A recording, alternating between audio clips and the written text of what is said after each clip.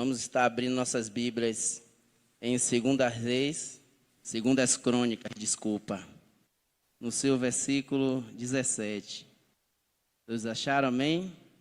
2 Crônicas, capítulo 20, versículo 17. Diz assim: nesta peleja não tereis de pelejar.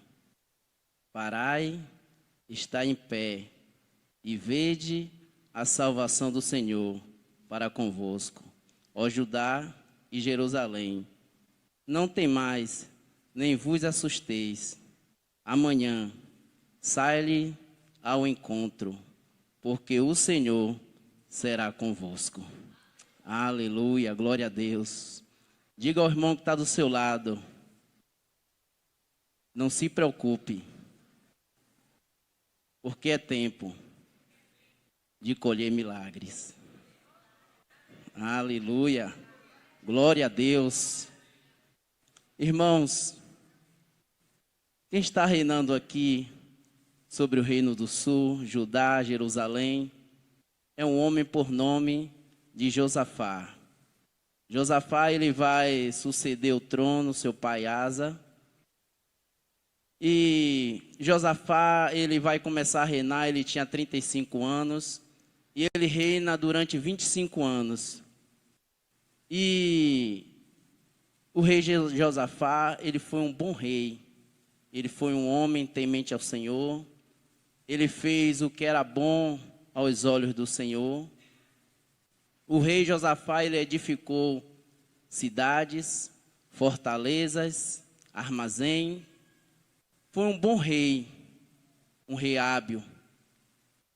Mas o rei Josafá, ele tinha alguns defeitos. O rei Josafá, ele foi inserido na galeria daqueles que são retos aos olhos do Senhor. Vale a pena aqui a gente entender essa expressão, reto aos olhos do Senhor. Não quer dizer que essa pessoa foi perfeita, que nunca errou e que nunca falhou, porque nós estamos falando aqui de um ser humano que erra, que falha todos os dias, assim como eu e você. Josafá, ele tinha alguns defeitos, irmãos. E um desses defeitos era ele fazia alianças erradas. E ele fez uma das alianças com o rei Acabe, qual todos nós conhecemos. E se não fosse a mão do Senhor, Josafá teria morrido. Ele também não tirou todos os vestígios de idolatria do meio do povo de Deus. Mas mesmo assim, Josafá, ele foi inserido na galeria daqueles que foram retos aos olhos do Senhor. Quando nós analisamos o reinado de Josafá nessa época, o povo de Deus está vivendo um tempo de paz, de sossego, de tranquilidade. Mas só que esse povo, ele tem um inimigo. E essa noite nós precisamos nos conscientizarmos disso. Que tem um inimigo que não dorme, que não para, que está constantemente se movimentando. A Bíblia vai dizer que havia 3 povos se unindo as suas forças para atacar o povo de Deus. E o que me impressiona é a facilidade que o inimigo tem de unir as suas forças para atacar o povo de Deus. E a dificuldade que o povo de Deus tem de unir as suas forças para contra-atacar o inimigo. A Bíblia vai dizer que os amonitas, os moabitas e os do Monte Seir estão se unindo a fim de entrar no território de Israel para saquear e para dominar. Mas só que Deus, ele é tão maravilhoso que ele já começa a trabalhar. E a Bíblia vai dizer que alguns homens se apercebem dessa movimentação e percebem, e eles dizem: vamos contar para o rei Josafá. E quando eles chegam diante do rei Josafá, eles vão dizer: rei, nós temos inimigos. os moabitas, os amonitas e os do Monte Seir estão se unindo a fim de atacar. E eles são uma grande multidão que vem contra nós. Nesse momento, a Bíblia diz que Josafá sentiu medo. E quantas vezes conosco já aconteceu que nós estamos vivendo maravilhosamente bem até que uma notícia chega. E Josafá, algo tremendo, irmãos, que Josafá ele sentiu medo, mas ele disse: eu não deixarei o medo me dominar. Eu não deixarei o medo me dominar. Porque a Bíblia diz que o amor lança fora todo medo. Ele diz: eu não deixarei o medo me dominar. Josafá ele está olhando na perspectiva humana. E ele está olhando e está vendo que não há saída. Não há o que fazer. Porque eu creio que quando essa notícia chega para Josafá, é óbvio que Josafá ele vai olhar para o seu exército e vai ver que o seu exército não é páreo para o inimigo. Que o seu armamento não é páreo para o armamento do inimigo. E Josafá, nesse momento, a Bíblia vai dizer que Josafá se põe de pé no meio da congregação e vai aclamar ao Deus dos céus. Ele vai apregoar um jejum. E a Bíblia vai dizer que desde o menor das crianças até o maior, todo o povo saiu das suas casas para adorar o Deus dos céus. E isso me alegra, porque aqui há um povo que ouve a voz da liderança. Aqui há um povo que ainda jejuma. Aqui há um povo que adora a Deus. E o que me preocupa, irmãos, é quando nós contextualizamos isso e trazemos para os nossos dias e percebemos que o nosso povo, de modo geral, é um povo que entende de festa, mas não entende muito de guerra espiritual. Quando a convocação é: vem para a guerra, vem para a batalha, vem para a oração, vem que nós estamos em peleja, aí você percebe quem é de festa e quem é de guerra. Pergunte ao seu irmão: você é de guerra ou você é só de festa? E eu quero te dizer, meu irmão, se envolve com o que está acontecendo. Se envolve com a visão, porque o que Deus está fazendo é grande. O que Deus vai fazer é grande. Se envolve, meu irmão. E eu quero abrir um parêntese aqui. Josafá, ele está olhando na perspectiva humana, e ele vê que não tem o que fazer, ele vai buscar a Deus. E eu quero te dizer, não fique se humilhando, pedindo para quem não tem e não quer fazer. Se você está precisando de um milagre, há um Deus que tem, há um Deus que pode, e há um Deus que quer lhe ajudar. E é nesse momento, irmãos, que quando o rei Josafá, ele percebe que não há o que fazer, ele começa a clamar ao Deus dos céus. E no versículo 6, Josafá ele faz a seguinte oração: Ah, Senhor Deus dos nossos pais, não és tu Deus que está nos céus? É claro que é. Tu tens o poder sobre todos os reinos da gente, e a força e poder, e ninguém pode se opor a ti.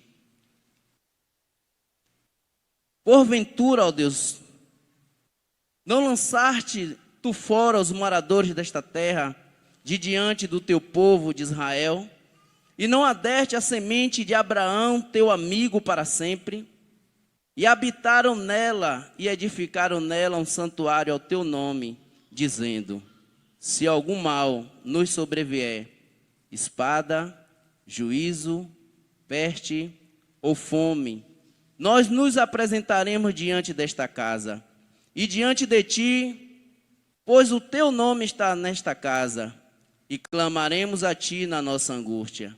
e tu nos ouvirás e livrarás. Agora, pois, eis que os filhos de Amon e de Moabe, e os da montanha de Seir, pelos quais não permitistes que passasse Israel quando vinha da terra do Egito, mas deles se desviaram e não destruíram. Eis que nos dão pago, vindo para lançar-nos fora da herança que nos fizeste herdar. Ah, Deus nosso, porventura não julgarás? Porque em nós não há força perante esta grande multidão que vem contra nós. E não sabemos nós o que faremos, porém os nossos olhos estão postos em ti. E é nesse momento que o Senhor diz: agora eu sou Deus para você. Agora eu sou Deus para você. Porque quando você vai na sua própria força, eu não posso fazer nada. Mas quando você diz: eu não posso, eu não consigo, o Senhor diz: agora eu sou Deus para você. Agora eu sou Deus para você. Josafá, ele está dizendo: o inimigo, ele vem para nos tirar o foco, mas os nossos olhos estão postos em ti. Elevo meus olhos para o monte, de onde virá o meu socorro? O meu socorro vem daquele Deus que fez céu, fez terra, fez mar, pode tudo, manda em tudo. Os nossos olhos estão postos em ti. E quando Josafá, ele faz essa oração, Deus, ele não rejeita a oração, como diz o louvor. A Bíblia diz que o Espírito do Senhor veio sobre um homem chamado Jaaziel, um dos descendentes de Asaf. Não há nenhuma menção aqui na Bíblia que Jaaziel era profeta até este momento. Eu entendo que no meio de toda essa guerra, de toda essa batalha, Deus precisa de um profeta e não tem. Mas só que o Senhor, ele pega aquele que não é nada, aquele que ninguém dá nada, e levanta. Porque quando o Espírito de Deus vem sobre o homem, Deus, ele pode usar.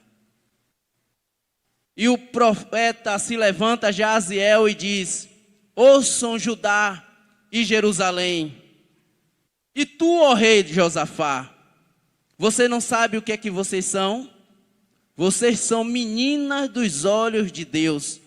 E quem toca em você, não toca em você. Quem toca em você, toca no próprio Deus.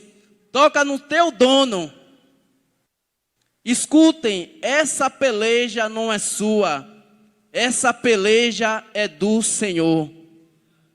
Amanhã descerás para o vale. Amanhã descerás para o vale e verás a salvação do Senhor. Porque essa peleja não é sua, essa peleja é do Senhor. Irmãos, o que eu preguei aqui, aos olhos humanos até dá, mas a partir de agora, a gente precisa olhar com um olhar sobrenatural, porque milagre não se explica na ótica humana. Milagre é sobrenatural, porque a Bíblia vai dizer que quando o povo de Deus desce, Deus vai na frente. E Deus está tão no negócio que o Senhor está dizendo: eu sei por onde eles estão vindo. Eles estão subindo pela ladeira de Ziz. E quando o povo de Deus desce, Deus vai na frente. E Deus, ele começa a bagunçar a mente do inimigo. Quando o povo de Deus desce, Deus vai na frente e começa a bagunçar. Não adianta, irmãos, você ouvir aqui hoje essa palavra e amanhã você não fazer o que Deus mandou. Porque quando chega no outro dia, eles têm que descer. O Senhor não falou como eles encontrariam o inimigo. É surpresa. Quando eles começam a descer, o Senhor começa a confundir. Deus já está no meio do inimigo. E a Bíblia vai dizer que aquele inimigo que estavam unidos, agora não estão mais. Aqueles inimigos que estão unidos a fim de entrar no território de Israel para bagunçar, para tomar o território do povo de Deus, a Bíblia diz que não está mais unido. Eu quero te dizer que a arma forjada do diabo contra você não prosperará. A Bíblia vai dizer que os amonitas, os moabitas, eles começam a matar o povo do Monte Seir. E começa a matar quando acaba o povo do Monte Seir. A Bíblia vai dizer que os amonitas e os moabitas, eles começam a se matar. E a Bíblia vai dizer que não fica um só sequer. Deveria pelo menos ficar um para contar a história, mas a Bíblia diz que não ficou um só sequer. Eu quero te dizer que o inimigo, ele estava unido para querer bagunçar a sua casa. E Deus parou ele no meio do caminho. O Senhor disse, lá não entra, porque lá há um Deus que reina, lá há um Deus que manda, lá há um Deus que governa. O inimigo, ele estava no intuito, unido, para entrar na sua casa, para colocar filho nas drogas, para acabar com o casamento, para destruir com as suas finanças. E o Senhor está dizendo, lá não entra porque lá há um Deus que reina, lá há um Deus que governa, lá não entra. E quando o povo desce, o povo encontra um exército, mas de cadáveres. E o que vai fazer agora? O que tem para fazer? Nada. A Bíblia vai dizer que o povo de Deus começa a pegar os despojos. Ouro, prata, bronze, joias. O povo começa a pegar. A Bíblia vai dizer que é tanto que eles passam 3 dias saqueando os despojos. Eu sei que você não veio aqui hoje atrás de ouro e prata. Aquele povo, ele fez um dia de campanha e passaram 3 dias pegando os despojos. Nós temos algum tempo já nessa campanha. Você crê que você vai passar o triplo pegando os despojos? Eu sei que você não veio aqui atrás de ouro e prata. Aquele povo, ele não pediu ouro e prata, mas o Senhor deu. E o Senhor está dizendo, você não veio atrás de ouro e nem prata, mas eu vou lhe dar além do que você pediu.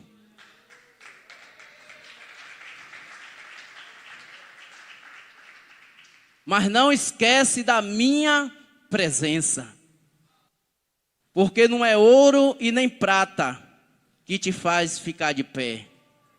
Porque antes você tinha ouro, você tinha prata, e isso não te deu alegria. O que te deu alegria foi a minha presença. Porque o Senhor disse, desce marchando. E tem pessoas que têm dificuldade de marchar. Tem pessoas que dizem, esse negócio de marchar não é comigo.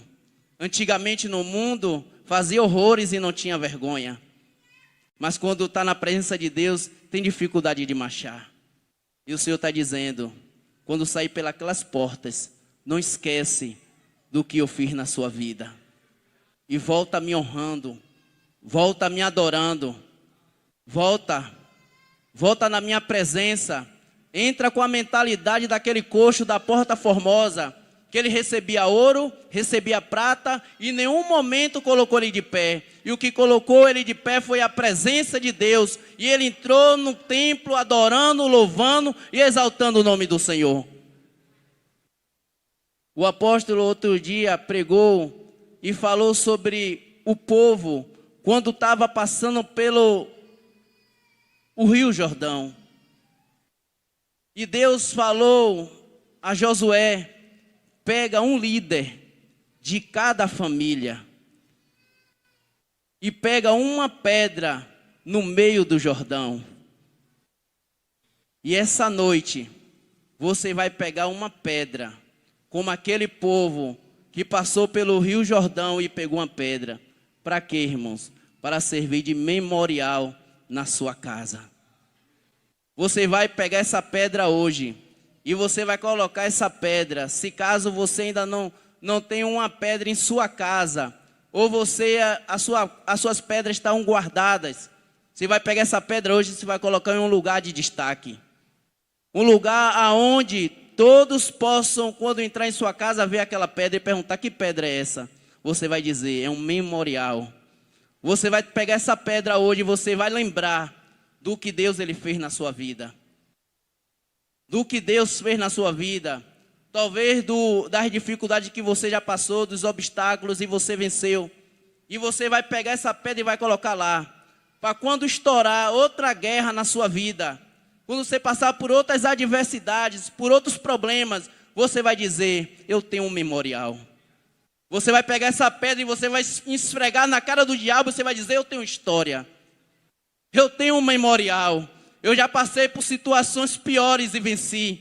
E não vai ser essa que vai me derrubar. Se levante essa noite. Se levante essa noite. Por favor, se levante essa noite.